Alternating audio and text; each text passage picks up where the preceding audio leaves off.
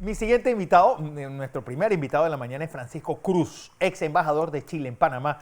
Es un amigo de este país y conocedor sobre todo del suyo. Francisco Cruz, bienvenido a Next Noticias. Buenos días y bienvenido a Panamá. Hola Fernando, buenos días, ¿cómo estás? Gusto saludarte. Bueno, ¿qué pasó el domingo? Porque yo creo que el gobierno ya al final pues estaba previendo que iba a sufrir una derrota apabullante, pero no tan apabullante como lo que fue. O sea, yo creo que el gobierno se puso en todas las hipótesis de que ganara tanto el apruebo como el rechazo, pero nunca se pensó que por estos márgenes, piensa tú, que no solamente se ganó por 62 puntos para entrar, digamos, directamente a los números, 62,92% contra 38, sino que además votaron 13 millones de chilenos. Es decir, Sí, el la elección. padrón 13, fue un 8, aumento, 13 obligatorio. millones de chilenos, que es una locura, es más del 85% del padrón electoral. O Vamos a ponerlo sea, así, con el señor Boric la elección de segunda vuelta fue a votar el 50%. 8 millones con Boric votaron, claro, casi el 50%, el Ah, obligatorio. 47%, votaron aproximadamente 8,2 millones. En el plebiscito de entrada, el que Sí, tanto conversamos en este 40%. programa, de octubre del 2020, votaron 7 millones y medio. Hoy día votaron 13 millones de personas.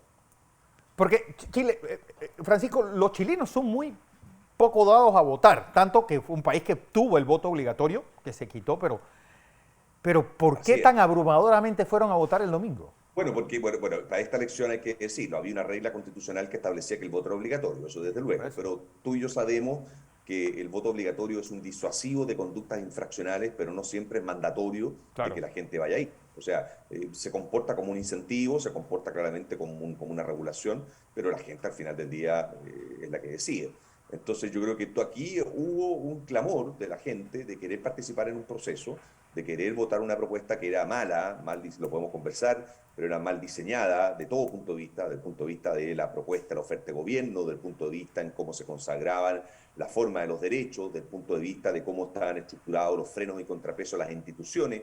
No había un gobierno propuesto a lo semipresidencial, a lo presidencial puro, a lo parlamentario, era básicamente un híbrido de muchas cosas.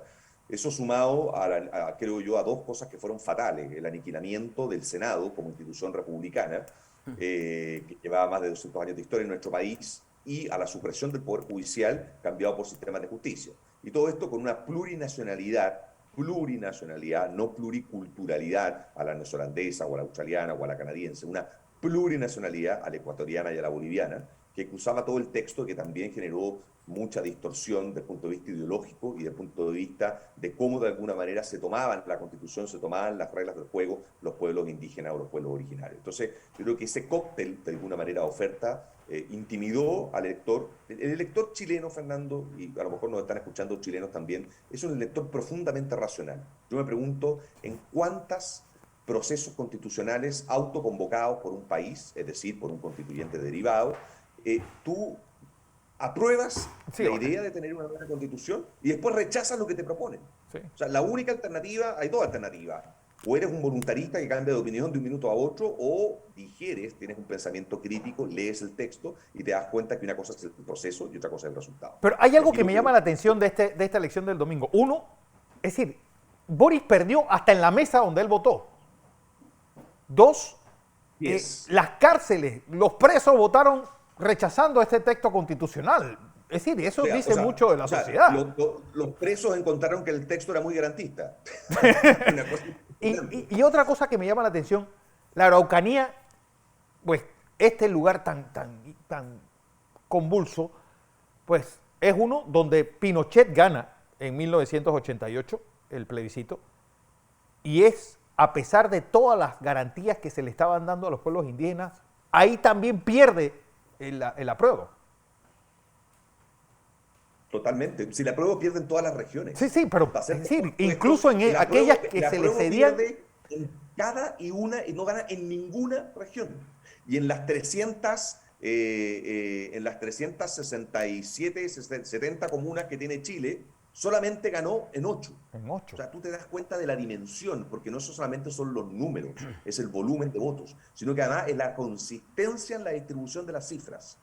Porque perfectamente, por ejemplo, muchos pensaban de que la prueba podía ganar en alguna zona, como tú bien estás analizando, específica, hagamos siempre la metáfora con Panamá, digamos. Uno en Panamá a veces puede decir, bueno, una cosa es lo que ocurre en el norte, en David, en Chiriquí, otra cosa es lo que ocurre, ¿no es cierto?, en la provincia, en la capital, otra cosa es lo que ocurre en Colón, porque hay realidades socioculturales, hay adhesiones a proyectos, hay historias que te acompañan de manera distinta y en consecuencia tú tienes un resultado final, pero redistribuido. Aquí no, aquí es todo el país, cada una de las Todo. regiones, todas rechazaron, todas.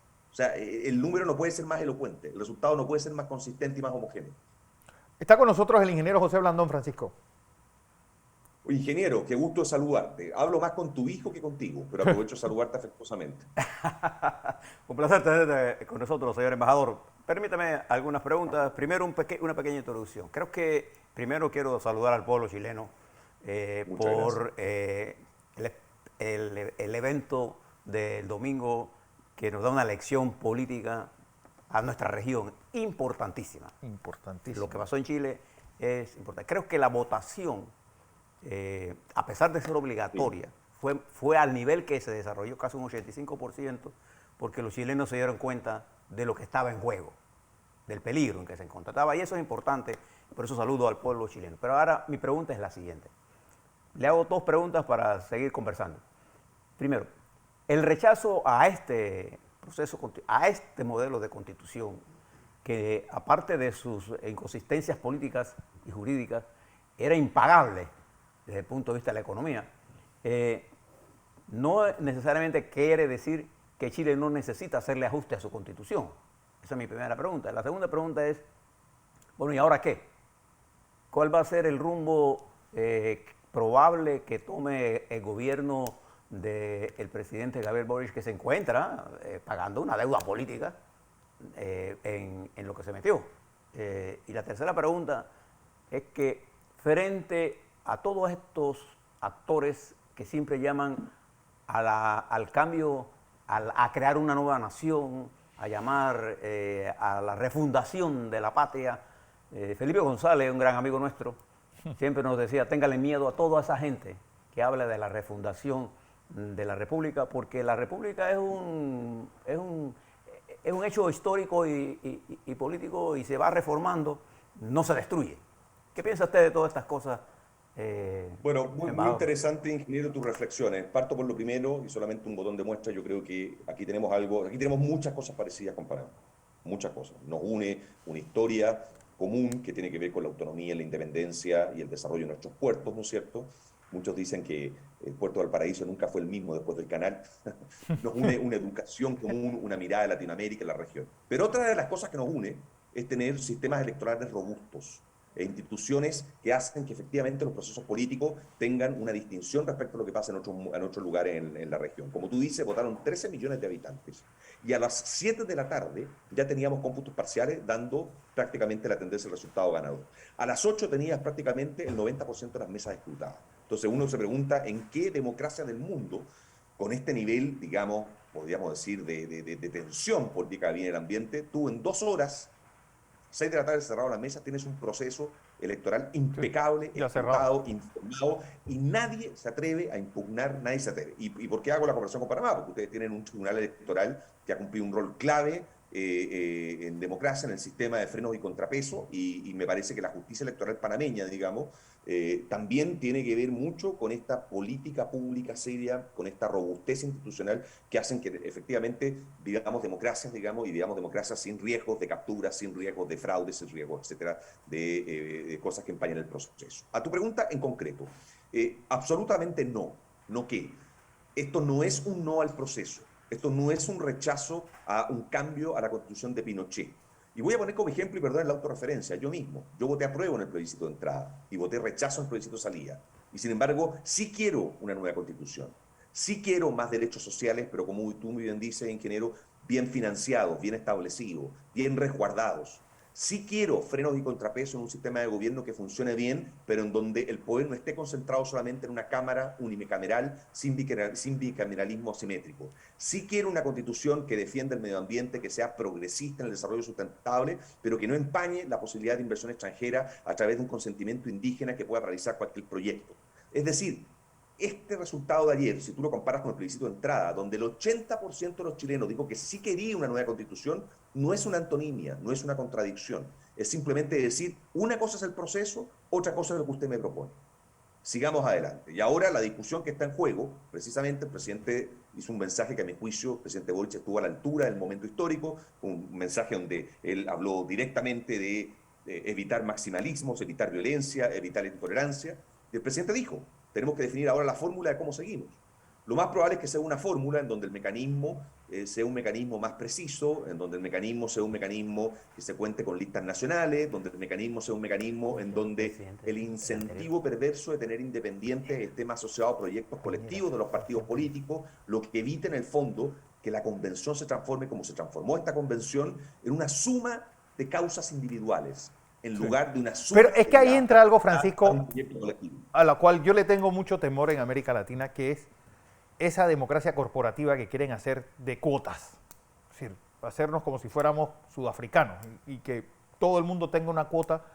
Y eso lo que ha provocado es que pues aparezcan pues unos personajes que esa asamblea constituyente, y me gustó esa frase que acabas de decir, era gente pues su objetivo eran ellos mismos, individualistas. Un conjunto de causas particulares. Esto, mira, el otro día en una clase lo simbolizaba de la siguiente forma. Esto es como cuando tú vas a instalar un árbol, como tú vas a instalar un árbol de Pascua. Hay dos formas de instalarlo. Creas el pino, lo podas, lo cortas, estableces, haces una guía, pones las pelotitas, o creas el árbol y cada uno pone y tira todos los regalos encima. O sea, los procesos constitucionales, bueno, aquí los tres, digamos, tenemos algo de conocimiento sobre la materia, digamos, no son procesos, a propósito de tu pregunta también, Fernando, lineales en el tiempo. Son procesos que se desarrollan, que se van transformando, que se van morigerando. Son procesos de cambio, de alguna manera, que van estableciendo reglas y van estructurando la forma en que el poder se ejerce en sociedad. Pero no es la suma de las causas particulares de grupos de presión o de grupos de intereses determinados. Solamente no por una cosa anecdótica, Francisco, José y televidentes, y es que es casual que Panamá rechazó la última reforma constitucional en 1998, el 31 de agosto, por cierto, por el mismo número por el cual los chilenos lo rechazan, 62-38. Pues tiene que tener algo ese número, que a ver si los matemáticos no lo el proceso democrático panameño, si tomamos la visión, voy a prescindir de la autocracia militar, voy a ir simplemente, o sea, voy a prescindir del periodo del 68 al 89, pero voy a contar el periodo de, ¿no es cierto?, Endara, Valladares, Moscoso, Torrijos, Martinelli, etcétera, etcétera, adelante, nos llegamos hasta ahora con Juan Carlos y con el presidente Cortizo. Se parece mucho a la chilena en relación a dos cosas, primero que nada, a las alternancias de los bloques, a cómo los gobiernos se van estructurando en el tiempo, digamos, son muy parecidos, muy a la chilena, pero también es muy parecido, yo diría, al pensamiento crítico electoral.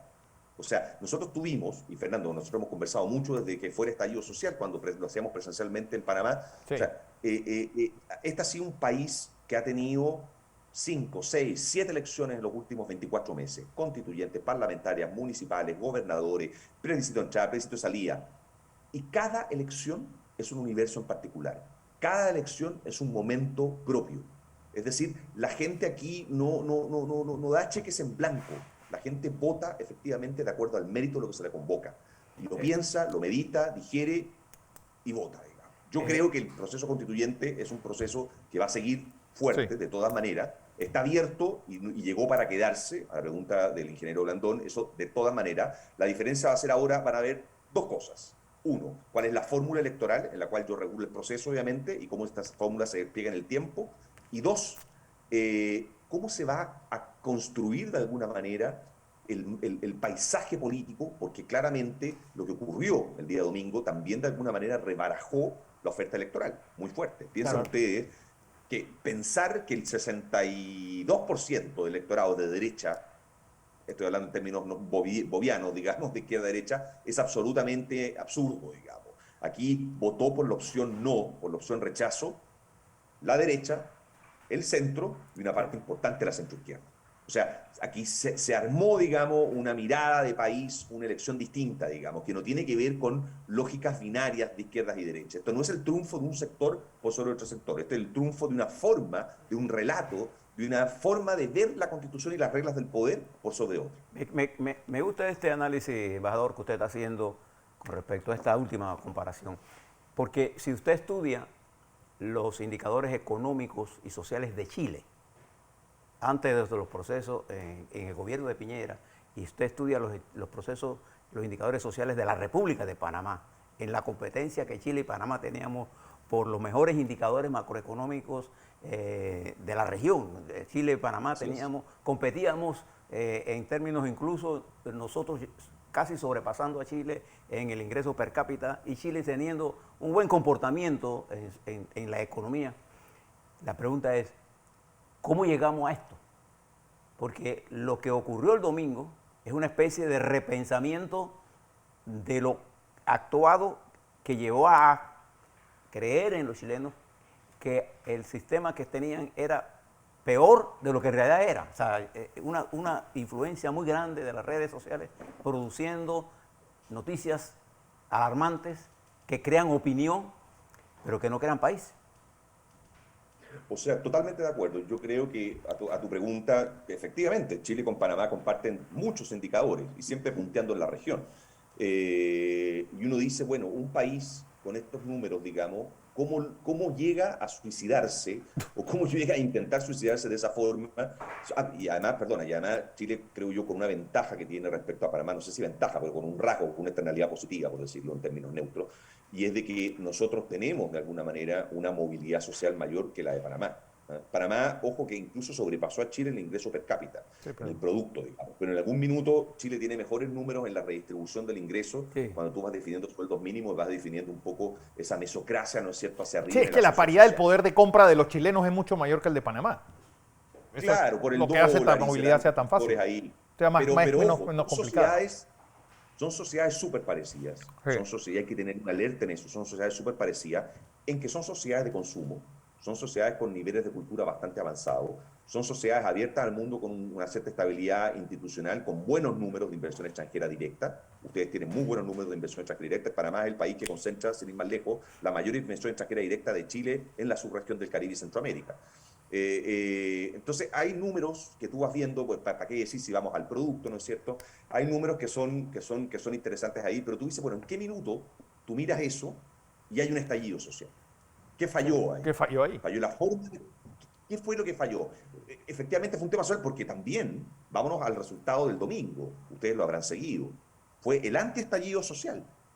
Fue el antiestallido social. No hubo mayores protestas, no hubo mayores desórdenes, la gente celebró en paz, la gente estaba en sus casas. O sea, si esto efectivamente hubiera estado indexado ontológicamente a una especie de rebelión contra el sistema político, tú dices, bueno, entonces gana el rechazo, claro, gana el apruebo y se produce un estallido. No hubo estallido.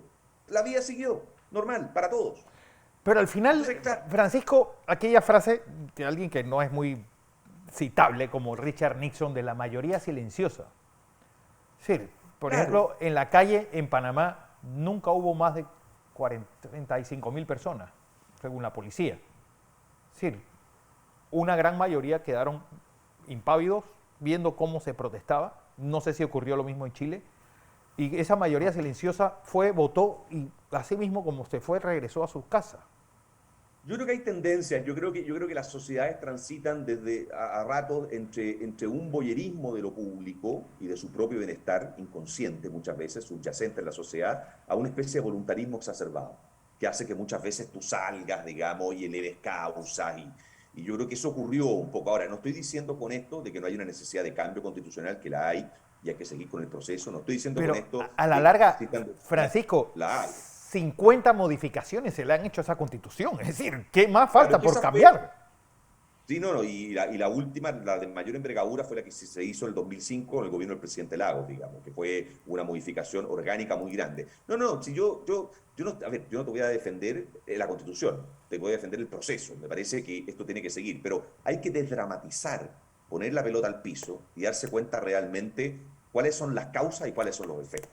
Y no hacer asociaciones y analogías que parecen de alguna manera rápidas y que te llegan a resultados que son distintos. O sea, lo que vivimos el domingo es una noticia. Yo te aseguro que si la pregunta hubiera tenido, eso sí, te lo digo, a la pregunta que me hacía el ingeniero, si la pregunta el domingo hubiera sido con una variante, es decir, hubiera sido, usted vota rechazo con cambio, sin cambio, hubiera ganado la opción con cambio.